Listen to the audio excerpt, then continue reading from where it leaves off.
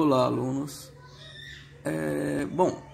Na aula de hoje nós vamos trabalhar o valor numérico de uma expressão algébrica.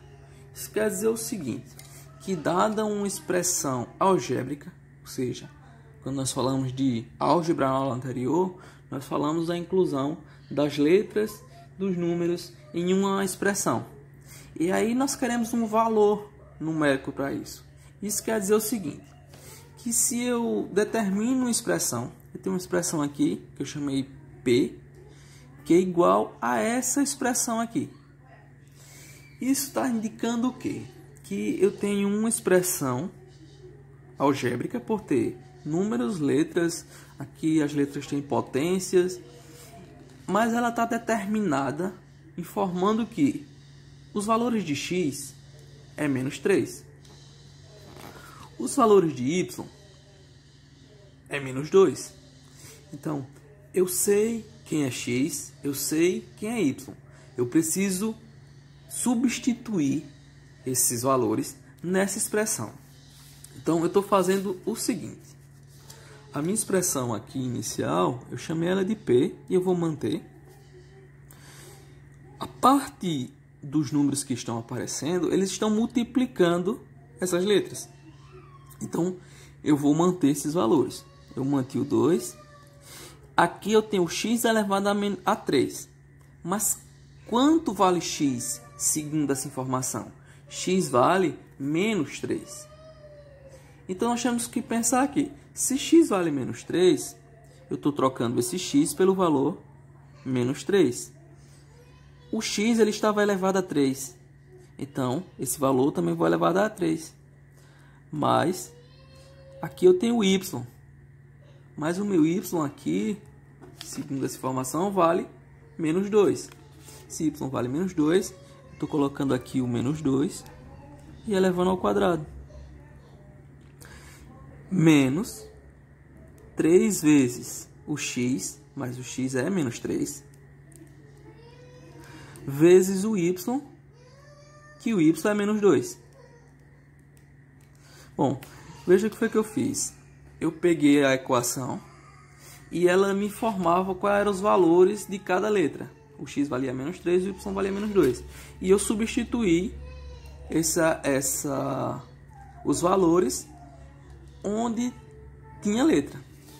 Agora eu vou desenvolver as potências, tá? Porque numa expressão, nós precisamos resolver primeiro as potências. O meu P será menos 2 vezes menos 3 elevado a 3. Isso quer dizer que eu estou pegando o valor menos 3 e multiplicando ele 3 vezes, certo? Então eu estou pegando o valor menos 3 e multiplicando ele 3 vezes. Então eu estou tendo menos vezes menos mais vezes menos, menos. 3 vezes 3, 9. 3 vezes 9, 27. Então, eu estou resolvendo essa potenciação que deu menos 27. Mas, agora eu tenho menos 2 ao quadrado. Menos 2 vezes menos 2. Já que é ao quadrado, 2 vezes. Menos vezes menos mais, 2 vezes 2, 4. Aqui mais 4. E aqui, esses termos estão todos se multiplicando, certo? Essa sequência aqui está toda se multiplicando. Então, vamos começar operando os sinais, tá? Menos vezes menos, mais. Mais vezes menos, menos. Agora eu vou multiplicar os números. 3 vezes 3, 9. 9 vezes 2, 18. Bom, ainda existe aqui uma multiplicação. Então ela deve ser resolvida primeiro. Aqui inicialmente eu só tirei as potências. Aqui eu resolvi as potências e resolvi a multiplicação. Aqui eu vou resolver essa multiplicação agora. Eu tenho menos vezes menos, vai dar mais. Eu tenho 27 vezes 2, Isso vai dar 54 mais 4 menos 18. Bom, isso aqui vai me resultar em 54. Esses dois aqui são positivos, então eu posso somar. Isso aqui vai dar 58 menos 18. 58 menos 18. Esse aqui, como eu somei, o resultado foi positivo. Sinais diferentes subtrai. Então isso aqui deu mais 40. Bom, então essa é a nossa resolução. Então primeiro eu só fiz pegar onde tinha x, onde tinha y, troquei pelos valores informados. X valia menos 3, y valia menos 2. E fui resolvendo primeiro as potências, como se fosse uma expressão numérica. Resolvi primeiro as potências, depois fiz as multiplicações e por último soma e subtração. Certo? Aqui eu tenho outro exemplo. Esse exemplo aqui já parece mais ser um pouco complicado, mas vamos lá, como é que resolve isso? Eu tenho aqui um z e eu tenho x elevado a 4 menos 3x ao quadrado mais 5. Para o meu x valendo raiz de 3. Raiz de 3, ok. X elevado a 4 eu posso escrever como sendo x elevado a 2 elevado a 2.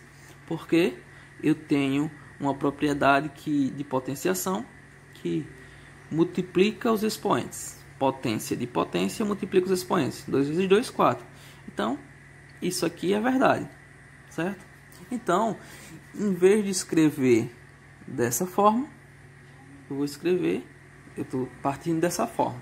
Por quê? Porque me interessa isso aqui. Uma forma de cancelar essa raiz, como ela não tem índice aqui, está dizendo que ela é raiz quadrada.